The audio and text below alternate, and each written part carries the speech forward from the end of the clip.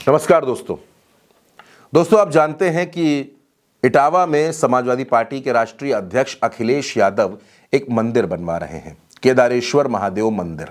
इस मंदिर के बारे में भी मैं आपको बताऊंगा और अखिलेश यादव ने इस मंदिर को लेकर क्या नई घोषणा कर दी है जिसने भारतीय जनता पार्टी के खेमे में खलबली मचा दी है, वो भी बताऊंगा। आपने देखा है कि इटावा में केदारेश्वर महादेव मंदिर बन रहा है, उसकी तमाम तस्वीरें आप देखते चले आ रहे हैं। वहां पर इस मंदिर का निर्माण तेजी से चल रहा है। अखिलेश यादव ने यह मंदिर क्यों बनवाया? अखिलेश यादव ने इस मंदिर के बारे में तमाम जवाब दिए।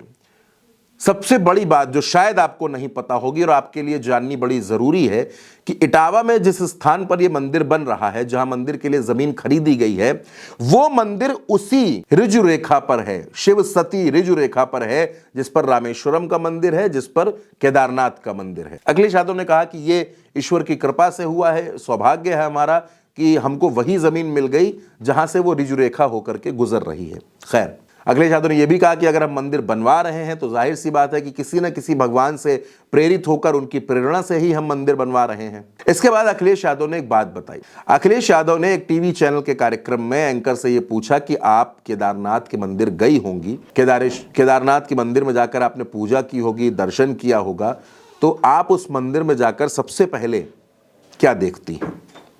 एंकर महोदया ने कहा कि हम नंदी जी को देखते हैं, फिर हम शंकर जी की पूजा करते हैं। अखिलेश यादव ने कहा कि यही बात, दरअसल जब आप केदारनाथ मंदिर जाते हैं और नंदी जी के सामने की जो आपको मुख्य द्वार पे जो दीवार नजर आती है, उस दीवार में दाएं हाथ पर जब आप देखते हैं तो ऊपर की तरफ भगवान कृष्ण बाल स्वरूप में बैठे हुए हैं, लेकिन जब आप बाईं तरफ देखती हैं तो बाईं तरफ वो जगह खाली है। अखिलेश ने कहा कि हम ऐसा नहीं करेंगे। केदारेश्वर महादेव मंदिर में हम भगवान कृष्ण के भी बाल स्वरूप की प्रतिमा लगवाएंगे और उसी मंदिर में हम मर्यादा पुरुषोत्तम भगवान श्री राम के बचपन की भी बाल स्वरूप की प्रतिमा लगवाएंगे। यानी दोस्तों, जिन राम के सहारे भारतीय जनता पार्टी हमेशा सत्ता की वैतरणी पार करती है, अब अखिलेश यादव ने उसको उसी के ट्रैक पर घेर लिया है। आपने यह भी देखा कि किस तरह से अयोध्या में समाजवादी पार्टी ने जीत दर्ज की। यह अखिलेश यादव की रणनीति थी। उस अयोध्या में जहां राम मंदिर बना, जहां भारतीय जनता पार्टी ने सबसे ज्यादा राजनीति की, जिस बीजेपी को यह लगता था कि राम मंदिर की वजह से उसकी नैया पार हो जाएगी, वो चुनाव जीत जाएगी, लेकिन उसी अयोध्या में भारतीय जनता पार्टी को हार का मुंह देखना पड़ा। और अब अखिलेश यादव सीधे सीधे रामलला की बाल स्वरूप की मूर्ति लगवाने की बात कर रहे हैं केदारेश्वर मंदिर में, और यह भी बता रहे हैं कि अगले सावन में, यानी 2026 का जो सावन आएगा, उस सावन से इस मंदिर की शुरुआत होगी। इस मंदिर के उद्घाटन में हम सभी को आमंत्रित करेंगे और कोशिश करेंगे कि इस भगवान शिव का जो ये मंदिर बन रहा है, जो केदारेश्वर महादेव मंदिर बन रहा है, इसकी कृपा हर किसी पर हो, सभी यहां दर्शन करें।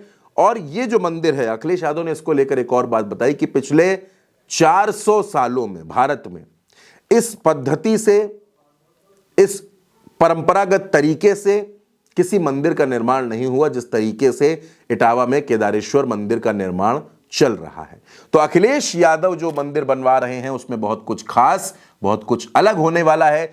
शिव सती ऋजु रेखा पर यह मंदिर है और इसी मंदिर में अखिलेश यादव भगवान राम की बचपन स्वरूप की, बाल स्वरूप की मूर्ति भी लगवाने जा रहे हैं। अखिलेश का यह दांव 2027 में कितना दमदार निकलेगा, यह आने वाला वक्त बताएगा।